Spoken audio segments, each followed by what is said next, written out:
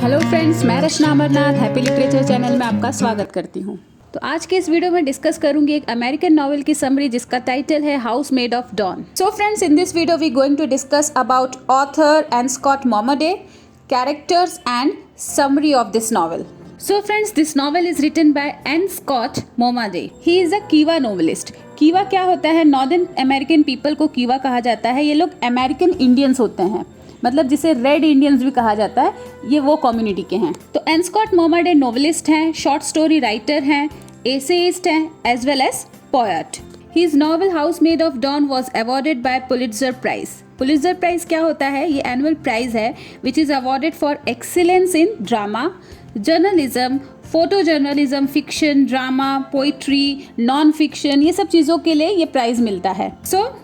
ये प्राइज इनको कब मिला था? 1969 में, and is considered the first major work of the native American renaissance. Now let's see few important characters of this novel. First is Abel, who is a protagonist, मतलब जो main character है इस novel का वो है able. ये एक young native American है. फिर नेक्स्ट कैरेक्टर है फ्रांसिस्को. एबल का ग्रैंडफादर है जो कि फार्मर है और अपनी पूरी लाइफ जो है वोलाटोवा के रिजर्वेशन में उसने स्पेंड की है. यहाँ पे ये जो वर्ड है रिजर्वेशन, मतलब जो नेटिव अमेरिकन्स थे, जो इंडिजिनस पीपल थे, वो लोग को थोड़ा सा रेस्ट्रिक्टेड एरिया में रखे जाते थे. बाकी जो एरिया था, जो डेवलप्ड एरिया था, वहाँ पे जो यूरोपियंस थे, जो ब्रिटिशर्स गए थे अमेरिका में, वो लोग रहते थे. Then next important character is Ben Benally. Ben Benally एक pragmatic, straight talking man था, मतलब एकदम ही साफ साफ बात करने वाला आदमी था, और ये एरिजोना से लॉस एंजलिस आता है. तो यहाँ पे उसे एबल मिलता है. जब एबल लॉस एंजलिस जाता है तो वो ज़्यादातर अपना टाइम बेन बेनाली के साथ ही स्पेंड करता है. इनफैक्ट बेन बेनाली उसको बहुत ज़्यादा सपोर्ट करता है ताकि वो सिटी लाइफ में अपने आप को एडजस्ट कर सके. Then next is Angela St John. ये एक यूरोपियन लेडी होती है, एक वाइट लेडी होती है जो कि प्रेग्नेंट रहती है और रिजर्वेशन में आती है रेस्ट करने के लिए. वहाँ का जो एनवायरनमेंट था उसको बहुत अच्छा लगता था, तो वो वहाँ पर इसलिए रेस्ट करने आई है.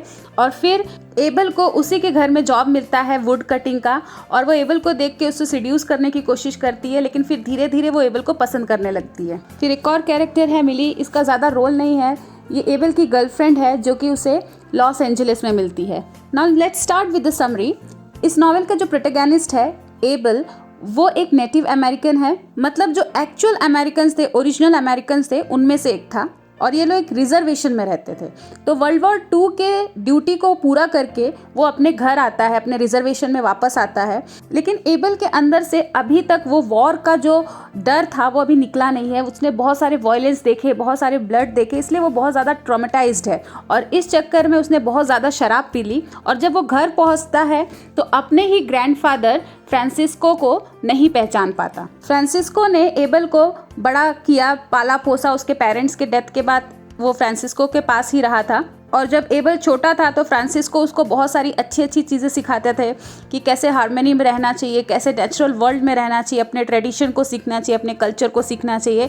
ये सारी चीज़ें सिखाता था, अपने कल्चर की इंपॉर्टेंस के बारे में बताता था. लेकिन जब एबल वर्ल्ड वॉर से वापस आया तो फ्रांसिस्को को एबल थोड़ा अलग लगा. इनफैक्ट वो उसको लग रहा था कि वो अपने राह से भटक गया, अपने पाथ से अलग हो गया है. इसके पीछे का रीज़न ये था कि एबल जो था वो बहुत ज़्यादा डिलेमा में था, बहुत ज़्यादा कन्फ्यूजन में था अपने कल्चर को लेके, अपनी कम्युनिटी को लेकर, और साथ ही साथ वो अपनी आइडेंटिटी के तलाश में था. कि वो सोचता था कि मैं ही क्यों रिजर्वेशन में रहूं, बाकी लोग तो फ्रीली घूम रहे हैं, हर जगह जा रहे हैं, तो इसको भी चाहिए था कि वो उस सोसाइटी का पार्ट बने. वो अपने आप को एलियनेटेड फील करता था, मतलब आइसोलेटेड फील करता था बाकी लोगों से. इसलिए वो सिटी में जाना चाहता था, सिटी लाइफ को जीना चाहता था. तो एबल यहाँ पे आ तो जाता है रिजर्वेशन में, लेकिन उसका मन नहीं लगता वहाँ पे. वो कंफ्यूज रहता है, परेशान रहता है कि वो क्या करे क्या ना करे. फिर फाइनली उसको एक जॉब मिल जाता है वुड कटिंग का, एक वाइट लेडी के घर जिसका नाम होता है एंजेला सेंट जॉन. तो एंजेला प्रेग्नेंट रहती है और वो रिजर्वेशन के नेचुरल एनवायरनमेंट को देखने के लिए, उसको फील करने के लिए वो रिजर्वेशन आती है ताकि वो वहाँ पे रह के थोड़ा सा रेस्ट कर सके. फिर एबल वुड कटिंग के लिए इसके घर रेगुलरली आने लगता है और ये उसे सेड्यूस करने लगती है. लेकिन धीरे धीरे फिर उसे एबल पसंद आने लगता है. वो एबल को सजेस्ट करती है कि उसे किसी अच्छी जगह जाना चाहिए, किसी बड़े जगह पर जाना चाहिए, कोई अच्छा जॉब ढूंढना चाहिए. और इस बात से एबल भी अग्री करने लगता है और उसकी तैयारी करना शुरू कर देता है. लेकिन फिर कुछ दिन के बाद कुछ ऐसा होता है जिससे एबल की लाइफ बदल जाती है। तो फ्रेंड्स, अगर आपको अब तक का वीडियो अच्छा लगा है तो प्लीज़ इसे लाइक कर दीजिए, क्योंकि बाद में आप भूल जाते हैं, और साथ ही साथ चैनल को भी सब्सक्राइब कर लीजिए, क्योंकि ऐसे बहुत सारे वीडियोज़ आने वाले हैं लिटरेचर से रिलेटेड। उसके रिजर्वेशन में एक हॉर्स रेस कंपटीशन होता है जिसमें एबल भी पार्टिसिपेट किया रहता है, और इस कंपटीशन में एबल जुआन रायस नाम का एक एल्बिनो नेटिव अमेरिकन से हार जाता है। ये एल्बिनो भी एक नेटिव अमेरिकन की कम्युनिटी थी, उसमें का एक लड़का था जुआन रायस, उससे ये एबल हार जाता है। इस हार से वो बहुत ज़्यादा गुस्सा हो जाता है और बहुत ज़्यादा ड्रिंक कर लेता है, और इस कंडीशन में उसका दिमाग कंफ्यूज हो गया और फिर एक एल्बिनो को वो भूत समझकर मार देता है, और इस वजह से उसे 7 साल की जेल हो जाती है। फिर 7 साल बाद नॉवेल की स्टोरी लॉस एंजलिस में शिफ्ट होती है, जहाँ 7 साल बाद एबल जो है जेल से रिलीज होता है और लॉस एंजलिस पहुंचता है। तो अब एबल वहां आ गया जहां उसे हमेशा से आना था, गोरे लोग की दुनिया में उसे आना था, और वो वहीं पहुंच गया। यहाँ वो अपने आप को इम्पोर्टेंट फील कर पा रहा था। उसे एक अच्छा फ्रेंड भी मिल गया, बेन बेनाली, वो भी नेटिव अमेरिकन था। तो बेन बेनाली को लगता था कहीं ना कहीं वो एबल से कनेक्टेड है, इसलिए उसे बहुत ज़्यादा हेल्प करता है।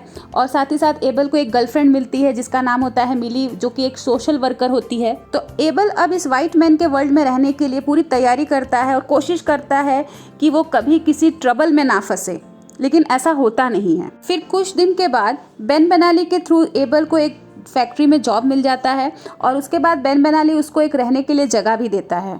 अब ये दोनों एक बहुत अच्छे फ्रेंड हो गए थे, साथ में घूमने फिरने लग गए थे, बार्स जाते थे, बीच पर जाते थे। फिर एक रात बेन और एबल बार से वापस आ रहे थे, वहाँ उन्हें मार्टिनेज नाम का एक लोकल पुलिस ऑफिसर मिलता है, और वो एबल को कुछ क्वेश्चन पूछता है, क्योंकि वो देखता है कि एबल यहाँ पे नया लग रहा है, तो इसलिए उससे कुछ क्वेश्चन पूछता है, लेकिन एबल उसे अच्छे से रेस्पॉन्ड नहीं करता। इस वजह से मार्टिनेज उसे बहुत ज़्यादा मारता है और उसके हाथ में भी लग जाता है। एबल को इस बात से बहुत बुरा लगता है, उसे बहुत ज़्यादा इंसल्टिंग लगता है, और वो अपने जॉब पर भी नहीं जाता, बस दिन भर शराब पीकर यहाँ से वहाँ घूमता रहता है। तो जब वो कुछ दिन जॉब पर नहीं गया तो वो फैक्ट्री से इसको निकाल देते हैं, इसको जॉब से निकाल देते हैं। अब एबल के पास सर्वाइवल के लिए पैसे नहीं रहता, तो कभी वो बेन से पैसे मांगता है तो कभी वो मिली से पैसे मांगता था, और उन पैसों से भी वो शराब ही खरीदता था, और दिन भर पीकर कभी यहाँ कभी वहाँ पूरे स्ट्रीट पर बस घूमता रहता था। और एक बार फिर वो मार्टिनेज के सामने जाता है उसे रिवेंज लेने के लिए, लेकिन मार्टिनेज इस बार इसको इतना ज़्यादा मारता है कि वो ऑलमोस्ट मरने जैसा हो जाता है और उसे बीच पर जाके फेंक देता है। और फिर वो एबल किसी तरह अपने आप को ड्रैग करता है और बेन के अपार्टमेंट तक ले आता है। फिर एबल को इस कंडीशन में देखकर बेन बहुत ज़्यादा परेशान हो जाता है, और वो उसे हॉस्पिटल ले जाता है, और हॉस्पिटल पहुंचकर वो एंजिला को कांटेक्ट करता है और एबल की कंडीशन के बारे में बताता है। ये सब सुनकर एंजिला एबल को हॉस्पिटल में विजिट करने आती है, उसे देखने आती है। फिर एंजिला एबल को समझाने की कोशिश करती है, उसे कहती है कि उसे अपना नेचर चेंज करना पड़ेगा, उसे अपने बिहेवियर को थोड़ा काम रखना पड़ेगा।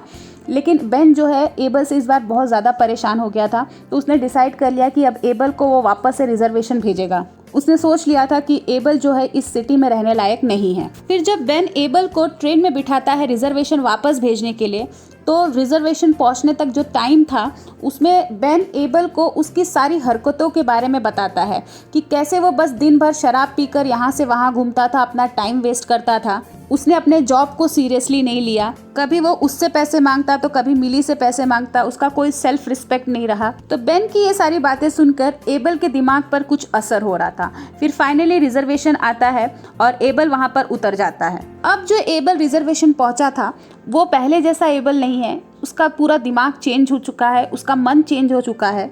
उसे समझ में आ गया है जो एक्चुअल लाइफ है वो नेचर के पास है, अपनों के साथ है, अपने कल्चर में ही है। फिर वो अपने ग्रैंडफादर के पास जाता है, उसे पता चलता है कि उसके ग्रैंडफादर बहुत ज़्यादा बीमार है, तो वो डिसाइड कर लेता है कि अब उसके ग्रैंडफादर जितने भी दिन रहेंगे वो उनका पूरा केयर करेगा और उनके सारे विशेस को पूरा करेगा। फिर ग्रैंडफादर के डेथ के बाद एबल ने वो सारे रिचुअल्स किए जो उनके ट्रेडिशन में है, जो उनके कल्चर में है, और अब वो डिसाइड कर लेता है कि वो कहीं नहीं जाएगा, यहीं पे रहेगा, अपने लोगों के साथ रहेगा, अपने कम्युनिटी में रहेगा। जो भी रिचुअल्स होते हैं, जो भी ट्रेडिशंस होते हैं, जो भी कल्चर्स हैं, वो हर एक चीज़ को फॉलो करेगा। तो फ्रेंड्स, इस वीडियो में बस इतना ही। आई होप ये वीडियो आपको अच्छा लगा हो। अगर आपको वीडियो अच्छा लगा है तो प्लीज़ इसे लाइक करना ना भूले, साथ ही साथ चैनल को भी सब्सक्राइब कर लीजिए। इस नॉवेल के थीम्स और क्वेश्चन आंसर्स पे बेस्ड एक वीडियो मैं ज़रूर से अपलोड करूँगी। तो मिलते हैं मेरे नेक्स्ट वीडियो में एक नए टॉपिक के साथ। तब तक के लिए आप अपना ख्याल रखिए। बाय।